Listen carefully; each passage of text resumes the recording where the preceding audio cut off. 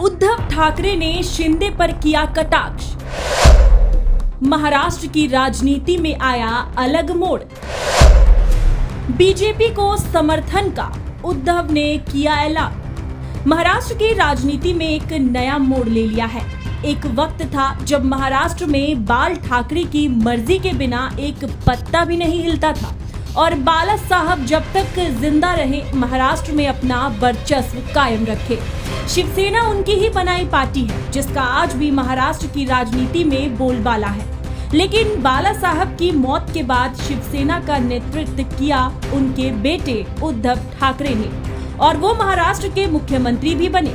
लेकिन उन्होंने बहुत सारे नियम और कायदे कानून को ताक पर रख दिया जो बाला साहेब ने बनाया था और हिंदूवादी विचारधारा वाली शिवसेना कांग्रेस के बोल बोलने लग गई। लेकिन उद्धव ठाकरे ने फिर से बीजेपी से हाथ मिलाने का फैसला किया है कुछ शर्तों पर। आइए बताते हैं पूरी खबर। शिवसेना अध्यक्ष और महाराष्ट्र के पूर्व सीएम उद्धव ठाकरे ने मोदी सरकार के सामने शर्त रखी है।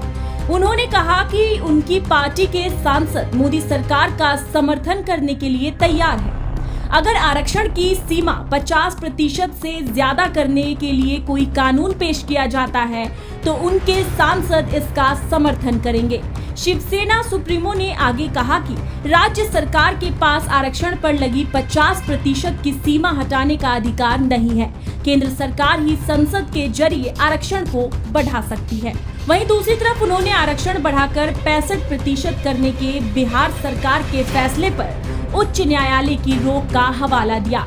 उद्धव ने कहा कि सत्तारूढ़ दलों को यह स्पष्ट करना चाहिए कि क्या वे अन्य पिछड़ा वर्ग के हितों को नुकसान पहुंचाना चाहते हैं। वो यही नहीं रुके, उन्होंने जमकर एकनाथ शिंदे को भी खड़ी खोटी सुनाई। उन्होंने मराठा आरक्षण के मुद्दे पर राज्य की एकनाथ शिंदे सरकार को घेरते हुए कहा कि राजनीति नेताओं के साथ चर्चा करने के बजाय आपसी सहमति के माध्यम से समाधान खोजने के लिए विभिन्न वर्गों के साथ विचार विमर्श किया जाना चाहिए। आपको क्या लगता है उद्धव ठाकरे की ये शर्त कितनी सही है? हमें कमेंट सेक्शन में जरूर बताएं। Bureau report, Bharat bulletin.